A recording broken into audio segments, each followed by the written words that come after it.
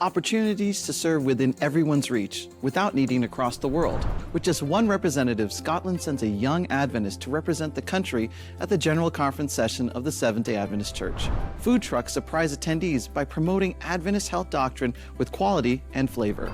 In Cuba, Adventists live their faith with discretion and courage. Watch all these highlights here on ANN.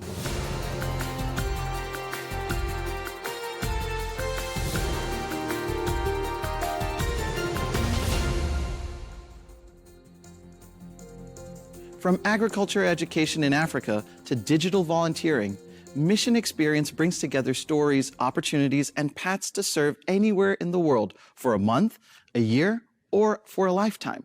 It is a mission for everyone. Jesus is coming, I will go. This is the theme of the 62nd General Conference session. But long before this, the church has always been a movement on a mission, with members passionately sharing the love of Jesus Christ. Over the years, ministries have continually evolved, reaching far beyond the pulpit to meet the practical needs of communities. One such example is Farms 2, a ministry founded by Joy Kaufman that focuses on agricultural training and holistic health. So Farms 2 is what we call a recipe for abundant life that is helping families move from extreme poverty into abundant life. And it's doing that by helping people fight hunger, save lives, alleviate poverty, and restore their hope. Today, Farms 2 has expanded to over 20 countries and has empowered more than 33,000 families with practical skills for healthier, more sustainable lives. Ultimate Mission Healthy Heart is another ministry dedicated to supporting communities in developing countries. Their work includes training Bible workers and pastors' wives to teach basic healthcare practices, which they can apply in the villages they serve. In 2024, the ministry launched a new initiative called Every Girl, focused on empowering women and ending period poverty. An estimated 500 million girls and women worldwide lack access to menstrual products. As a result, many are forced to miss school or work, while others must choose between buying sanitary pads or basic groceries.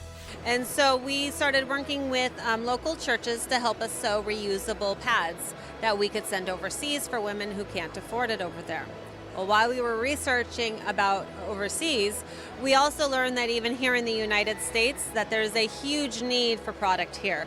While many have successfully discovered their calling, some church members still struggle to find a starting point for their own ministry. Pastor John Bradshaw of It Is Written, who served as the devotional speaker during the morning sessions, shared practical insights on how members can get involved in the mission.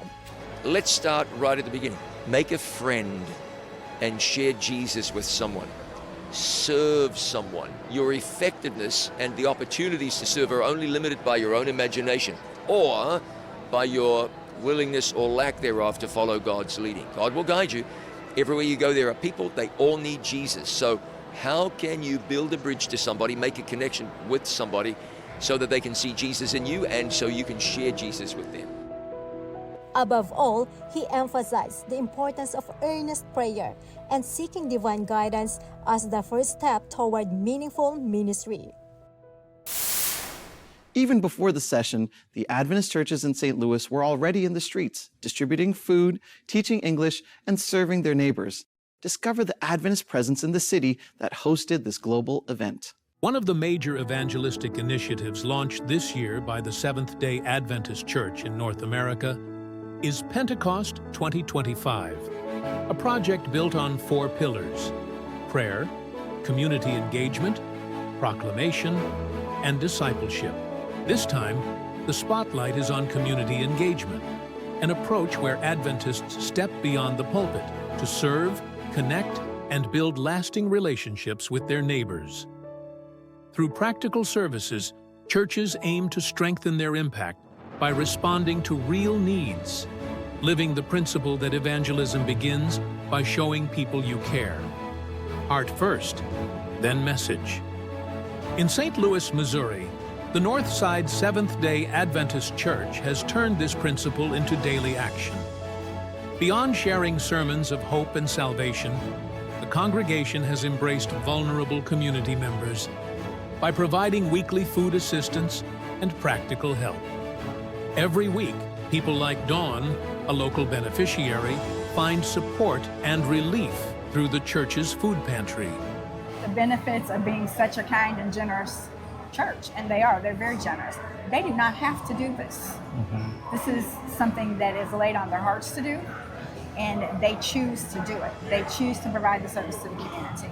And it takes away from their personal life, but they're all servants. And this is what they do. This is what God's laid on their heart to do. And I'm thankful. You know, my church doesn't do this. This contribution is a natural combination between church and social programs. Rochelle, who directs the church's food distribution program, emphasizes that although the work isn't easy, they do it out of love for Christ and for people. You gotta love his people. If you love him, then you'll love his people.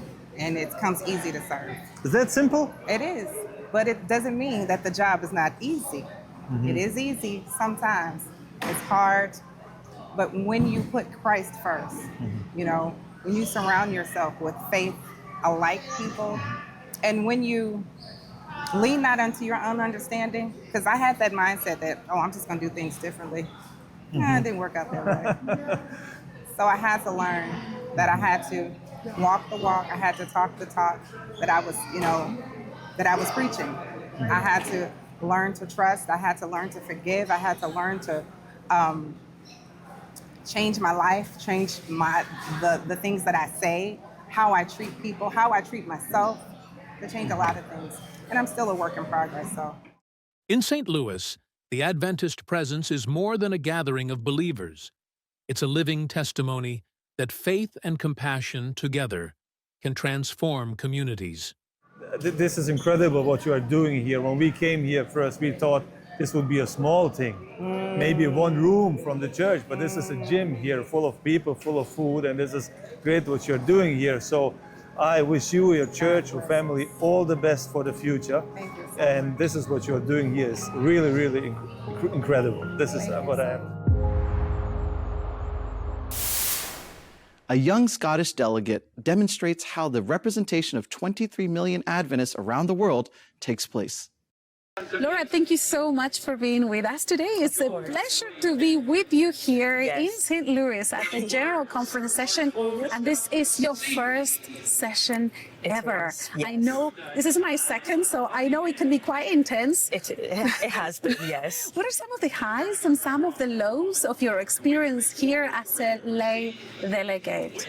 As a lay delegate, I guess I can start with the lows and then finish on a high. That sounds good. I think the low in being a lay delegate is that it's having to make informed decisions, but also learning about the Adventist world and the General Conference all at the same time, and having to process everything in real time and it's been a low actually. I think that would be a low, but the high has been, I guess, networking like this and meeting people from all over the world, and apart from all being Adventist, finding other similarities with people from totally different countries. Yes. And meeting people that I wouldn't normally meet in Scotland. So that's been a very big high for me here. Absolutely. And you are the one and only Yes. delegate from Scotland. Congratulations. Thank you. And how did you, because I know it's a lot, how did you prepare to become a delegate? Did you do any training? What kind of information did you receive beforehand?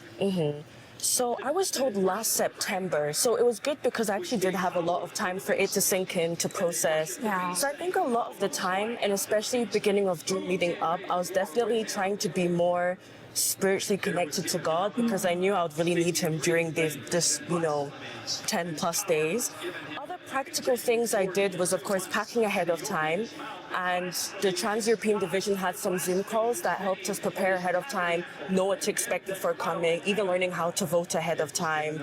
And we're even given the agenda ahead of time, so I read through that twice, actually, and have some opinions before I came.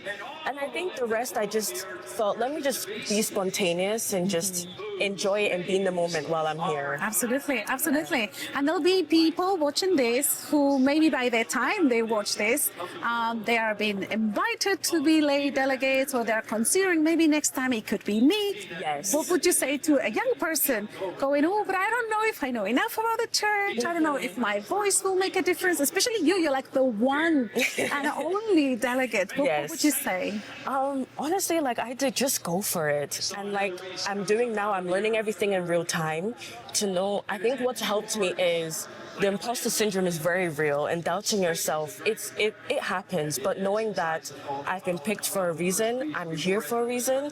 My plan and everything was delayed, but I knew that God chose me to be here, and I'm here for a reason, and He made it happen. So just believing that, believing that God has picked you here for a reason. So don't doubt that at all. Oh, I like that. And I think we all struggle with imposter syndrome. Definitely. So thank you so much for that. In South America, the mission has many faces, accents, and paths. In the special report from the South American Division, you will see what it means to be a living church, crossing forests, on social media, or in meeting rooms, traveling to places where religion is restricted, impacting lives with compassion. South America tells its story, a living, committed story that continues to grow through the power of God. In the past 3 years, more than 660,000 people have joined the Seventh-day Adventist Church in this region. 55 million missionary books have been distributed, and over 2 million people are studying the Bible. He represents millions. He represents millions of people who are being reached all across South America through radio, television, and even the internet. He also mentioned several radio stations that were purchased over the last 3 or 4 years, including one in Rio de Janeiro, Brazil. He explained how communication is being used strategically to reach more people through this content. One thing that brings us great joy is that in recent times, there has been an 8% increase in the number of people requesting Bible studies, and that is truly impressive. This growth is directly related to innovation. We are using artificial intelligence, collective intelligence, and digital tools developed by dedicated people working in this ministry. It's exciting to see how many innovation is becoming a powerful tool for sharing the gospel. We are already creating new digital resources to teach the Bible in a different, more engaging, and interactive way. I truly believe that communication and innovation will be essential for the next steps in our mission. These strategies will help us continue reaching more people throughout South America. Como igreja somos inovadores, precisamos aplicar a inovação para a glória e honra de Deus e para alcançar mais pessoas. The church in South America is on the move. It is alive because where there is a mission, there is transformation. From young people to adults, from school to social media, the missions doesn't stop. Actually, our first topic clearly emphasized the role of volunteers. We have received so many blessings from God every time we accept a mission, whether it is this task or that one, and the results have truly surprised us. This is the work of the Holy Spirit in our lives. Unity is definitely essential. When we work together for the same purpose, we are strengthened, empowered, and guided. We cry out for wisdom, and God has entrusted these missions to us. Throughout this 5-year period, we are deeply grateful to God, and also to every person.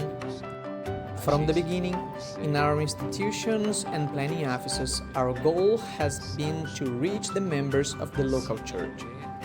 So, I make an appeal. Dear members, please cry out for the Holy Spirit. Our own strength is not enough. This work will only be completed by God. He is the one who leads it. Secondly, please, let's unite. Let's join forces to preach the gospel. Each one of us, with our unique gifts and abilities, can make a difference in our local church, in our neighborhood, in our city, with our family. Wherever we are, let's unite to witness.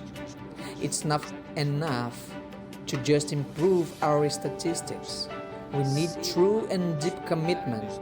If we unite our efforts, pastors, adults, women, children, teachers, doctors, we won't just get results. We will achieve victories through the power of the Holy Spirit. Millions are part of this mission. Young people, pathfinders, volunteers, educators, communicators, all with one purpose. The voice of South America does not remain silent. It continues to share what God is doing, and this is just beginning. St. Louis, in the heart of the United States, is known for its calm pace along the banks of the Mississippi River. But now, the city is experiencing a different reality as thousands of visitors from all around the world have transformed the local scene. During the General Conference session of the Seventh-day Adventist Church, a multicultural spectacle was witnessed within the city. Just take a walk around St. Louis to understand what's happening. Crowded monuments, lines everywhere, tourist spots surrounded by cameras, cell phones, voices in dozens of languages. In every corner, selfies, videos, family photos. A true gathering of nations that also became a topic for the locals. St. Louis, accustomed to the pace of rural America, now speaks not only English, but also Portuguese, Spanish, French, Tagalog, all at the same time. There are thousands of faces from all continents gathered at one of the largest meetings on the planet. The General Conference of the Seventh-day Adventist Church turned the city into a human mosaic. St. Louis, in the state of Missouri, has about 270,000 residents. But during the 10 days of the GC session of the Seventh-day Adventist Church, that number nearly doubles, an economic impact of about $40 to $70 million. An important boost for the city that faced losses about 2 months ago due to a Category 3 tornado. Well, I think, introducing our city to a wide range of people is so helpful to help, rebuild not only our reputation, but really the economic impact of having a large event like this can't be understated. We try to help people with transportation so they can do their work, because it's a beautiful town, city. There is a lot of security. That's important. And then people talk. It's democracy. There is no violence. There is nothing. There are many conferences. A conference that comes here brings many countries. You will meet everyone. And then, to take a taxi, every day, you see something. You will read. You will study. You will learn about the world. It's excellent to work here. Amadou is a taxi driver and works in this area in front of a completely packed hotel. The rush is so intense that no one can stop, even for an interview. And it's like this everywhere, in traffic, in restaurants, in parks, at bus stops. In the central square, the security guard expresses his amazement at all the activity and overflows with gratitude for the choice of his city for the 10-day meeting. In conclusion, I'd like to thank you guys. You guys have really been great coming here, Adventist, Seventh-day Adventist. I appreciate it. We all do in St. Louis. Some of the residents celebrate the impact. Others are still getting used to the new routine. But everyone, without exception, is living days that they will hardly forget. In communist Cuba, following Jesus is a silent yet powerful choice. Even with limitations, the Seventh-day Adventist Church remains alive and active. A Cuban pastor shares what it is like to live faith in a constantly tense environment. In communist Cuba, following Jesus is a silent yet powerful choice. Even with limitations, the Seventh-day Adventist Church remains alive and active. A Cuban pastor shares what it is like to live faith in a constantly tense environment. My name is Elvis Hernandez Rodriguez, and I am a pastor in Cuba. Pastor Elvis Hernandez Rodriguez participated as a delegate from Cuba at the 2025 General Conference session in St. Louis, where he shared his personal journey of faith and conversion. Yes, I am the seminar director. But what is most important, after I found Jesus, I also found my wife in the church. Therefore, my wife, who is a doctor, Mr. Vives Iglesias, is here by my side, and she also found Jesus and found me. As director of the Adventist Theological Seminary in Cuba, Pastor Hernandez also spoke about the institution's achievements. Today we have about 95 students. Next year, we should already surpass 100 students. He discussed the challenges the Adventist Church faces due to the mass exodus of members and leaders from Cuba. The main difficulties for the church in Cuba consists of preparing new pastors and new Bible workers who can replace a very large and massive exodus of people that we have experienced at the societal level, but which has also affected the church. Prepare leaders to take that position and to do so while maintaining the Adventist identity, which is one of the things we must not lose at any time. Finally, Pastor Hernandez reflected on the broader struggles within Cuban society and explained how the church adapts its methods to share the gospel and serve the community in meaningful ways. Yes, we in Cuba have about 387 churches and more than 40,000 members. The difficulties we face as a country, as a society, certainly affects us, and they affect us a lot. However, through these difficulties, God shows how we, as His children, can depend on Him so that we can be sustained even in the midst of such a difficult times. I want to tell you that most of our members gather, not so much in temples, but in houses of worship. Houses of worship where brothers and sisters gather to pray, to fast, to preach the Word, and to also provide community support. Trying to help people who are in a situation similar to or worse than ours. And that gives us a sense of purpose, because we come not only with the gospel, but also we try to help them in some way.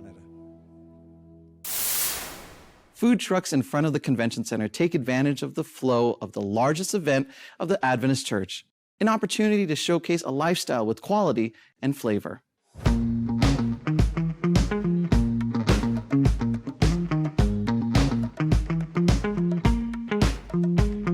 Whoever is participating in the 60-second GC session here in St. Louis definitely needs to walk a lot inside the building to take advantage of all the opportunities this event is offering.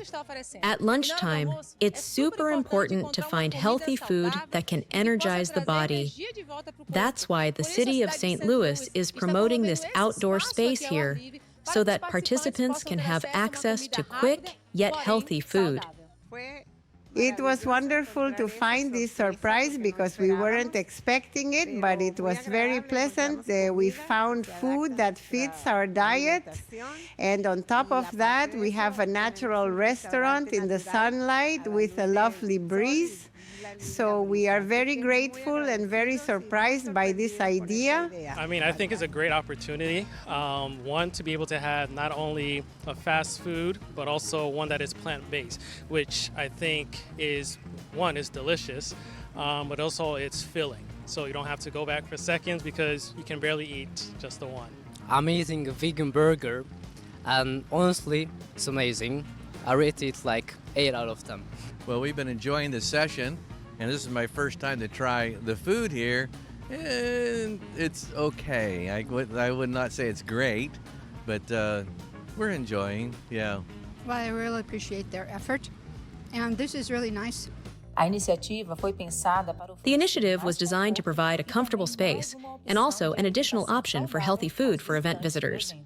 I am just one person that at the end of this whole process, we have a whole team of people. We have tried really hard to get food here that the Seventh-day Adventists would like to eat and make it so that it's an enjoyable and affordable, pleasant afternoon. Certainly, the experience will be rewarding for those who come through here. At the General Conference, the world marched together with flags, traditional costumes, and emotion. The Parade of Nations is not a parade. It is a statement. The mission is global, and the church is too.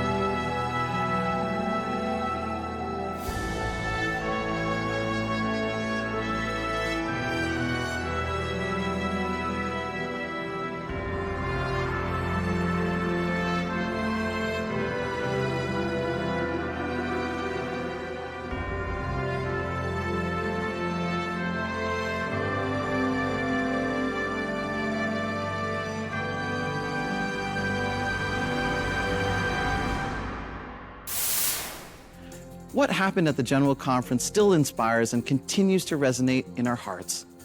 To follow stories of faith and mission around the world, visit Adventist.news, and to learn about the Adventist Church, go to Adventist.org. Before I say goodbye, I would like to share a good piece of news from the Bible with you. If the Son sets you free, you will be free indeed. Thank you for your company. Until next time.